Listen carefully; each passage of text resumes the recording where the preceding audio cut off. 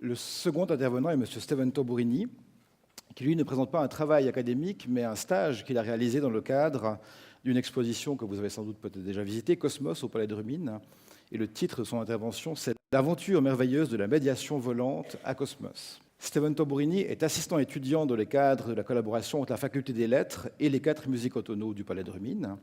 Il a débuté ses études de lettres en 2013 et obtenu son bachelor en histoire ancienne anglais et programme à option en janvier 2017. Il a alors décidé de poursuivre son parcours à l'UNIL en sciences de l'Antiquité, en histoire ancienne, et dans le programme pluridisciplinaire avec une spécialisation, il faut suivre, le programme pluridisciplinaire avec une spécialisation en pédagogie et médiation culturelle pour les sciences humaines. Durant son parcours, Steven Tamburini a eu l'occasion de développer plusieurs de ses autres passions académiques et culturelles, la culture populaire contemporaine, les game studies, les humanités numériques ainsi que la médiation culturelle, dans le cadre de différentes associations culturelles ou facultaires de l'Université de Lausanne, comme l'AEL, Association des étudiants en lettres, Chronozone, Helios, Pixel, Storiae, Trentopole. Il est actuellement assistant étudiant pour le projet Collard Palmyre, dirigé par Patrick Michel de la section d'archéologie et des sciences de l'Antiquité, ainsi que pour l'exposition Cosmos, dont il va nous parler à présent. En premier lieu, je tiens à remercier M. Dave Luty, notre doyen, pour son invitation. Et c'est avec un grand plaisir que je suis avec vous pour ce moment particulier. Mesdames et messieurs, en vos titres et qualités, chers collègues, chers diplômés, chers parents. Après plusieurs mois intenses à étudier les carrières politiques des sénateurs romains du IIe et IIIe siècle avant notre ère, la nouvelle de l'offre de la postulation pour un contrat d'assistant étudiant disposé à faire de la médiation dite volante pour une nouvelle exposition du nom de Cosmos arrive comme cette mauvaise compagnie que l'on ne veut pas, ou plutôt aimablement éviter un lundi matin devant son café sur la terrasse de l'Anthropole. Bilbon Saquet ne me contredirait pas sur ce point, lui qui répondit à l'étonnante proposition de Gandalf par un « Sorry, I don't want any adventure, thank you. Not today. Good morning, but please come to tea. Anytime you like. Why not tomorrow? Goodbye. » C'est ainsi que se termine l'incertaine et fabuleuse aventure Cosmos, lorsque je ferme subitement mon ordi le lundi matin 19 février 2018. Du moins, je le croyais. Et pourtant, la veille du délai de la postulation, en lisant successivement Henri David Thoreau et Marie Shelley, ma curiosité s'éveille subitement en pensant à Alexander von Humboldt, puis à Cosmos, au Cosmos. Et c'est comme cela que, tout comme le Hobbit, je prends mon courage à deux mains pour sortir de mon confortable et rassurant quotidien d'antiquisant à l'Université de Lausanne, direction la cité. Désir d'aventure, ouverture aux sciences naturelles ou repliement momentané de l'Uni, à vous de juger.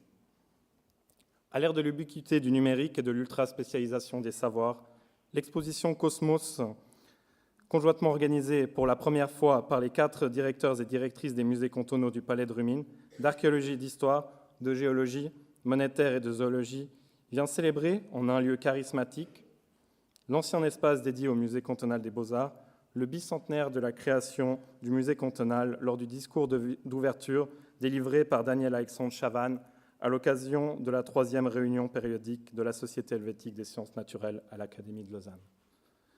Cet acte de commémoration prend une dimension réflexive et symbolique particulière à l'heure de la réorganisation du Palais de Rumines, un retour aux sources nécessaires pour questionner le présent et préparer l'avenir. Conceptualisé et scénographié par Daniel Cocchi, Francesco Panese et Giorgio Pesce de l'atelier Poisson, après une longue immersion dans les immenses et fabuleuses collections des musées cantonaux, Cosmos réunit momentanément, sur le modèle universaliste et encyclopédique des cabinets de curiosité de la Renaissance, une étrange panoplie d'objets tels qu'un éclaté d'écrevisses à pattes rouges, des billets de nécessité de 125 marks imprimés sur de la soie, un dodo, Rafus Latus pour les intimes, une hache dite ostensoir en jadéite, des cristaux orange de crocoïte ou encore une croix du Katanga en cuivre. Mais n'ayez crainte, munis de vos yeux, la magie opérera.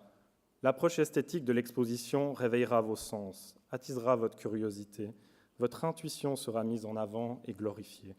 Les 12 tableaux constituant le noyau de ce cosmos ne sont finalement qu'une tentative subjective de créer l'ordre là où le désordre est roi.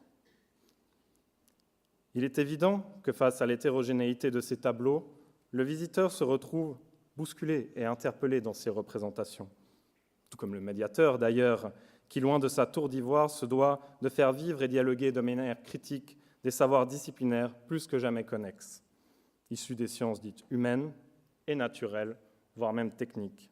Et cela dans une perspective transdisciplinaire. Car c'est bien cette posture scientifique et intellectuelle, celle de la transdisciplinarité, qui nous permet de restituer et tenter de comprendre la complexité de notre monde moderne et de notre présent.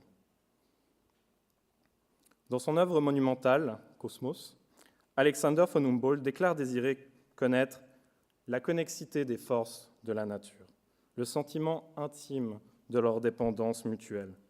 C'est l'intuition de ces rapports, dit-il, qui agrandit les vues et ennoblit nos jouissances.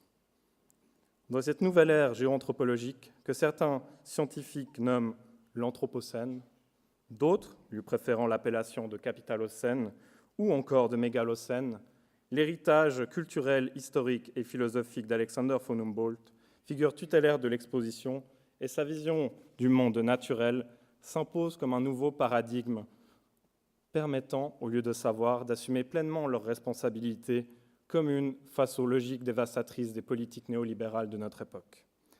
Ainsi, faut-il décloisonner les divisions disciplinaires héritées du passé, comme l'affirme si justement Madame la conseillère d'État vaudoise Cécile Marel.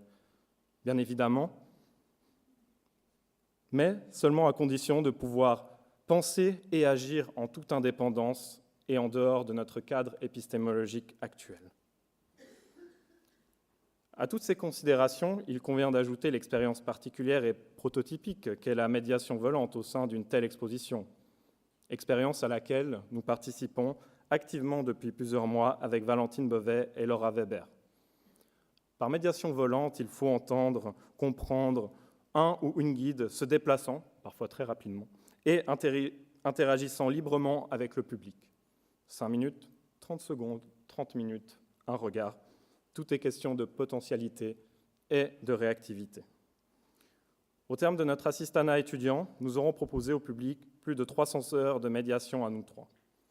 Je ne m'attarderai pas davantage sur la dimension théorique et pratique de la médiation volante, dont je me suis amusé à dresser une description intermédiaire dans notre journal de bord online. Ainsi, des articles complémentaires rendant compte de la pluralité de nos expériences vécues y seront décrites. Je vous invite ainsi à suivre hebdomadairement et à en venir en discuter avec nous personnellement si cela vous intrigue. J'insisterai toutefois sur les 3 conditions sans lesquelles, d'après moi, une telle expérience ne pourrait fonctionner. Pour commencer, une totale liberté nous a été accordée quant au choix des objets, des tableaux et des thématiques que nous désirions traiter, tout en veillant, bien évidemment, à ne pas trahir l'esprit de l'exposition. Nous avons également disposé d'une autonomie rare dans la conceptualisation et la mise en œuvre de nos médiations, nous permettant ainsi souvent de sortir des sentiers battus. Enfin, toutes les personnes engagées dans cette aventure ont eu confiance en nous, et pour ces raisons, je tiens ici à les remercier chaleureusement. À nous alors, plus que jamais, médiateurs et médiatrices volantes de la faculté des lettres, d'oser le savoir, comme nous rappellent Emmanuel Kant et les 4 directeurs et directrices des musées cantonaux, mais également à vous, étudiants et étudiantes fraîchement diplômés de bachelor, d'oser le savoir dans votre vie future. Je terminerai par vous rappeler une maxime désormais bien connue de notre université.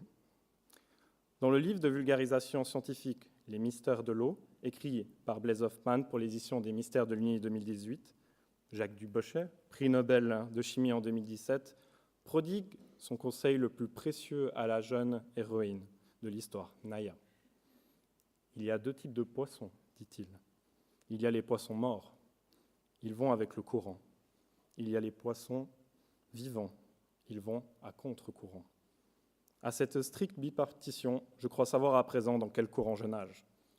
Qu'en est-il de vous ? Je vous remercie de votre attention.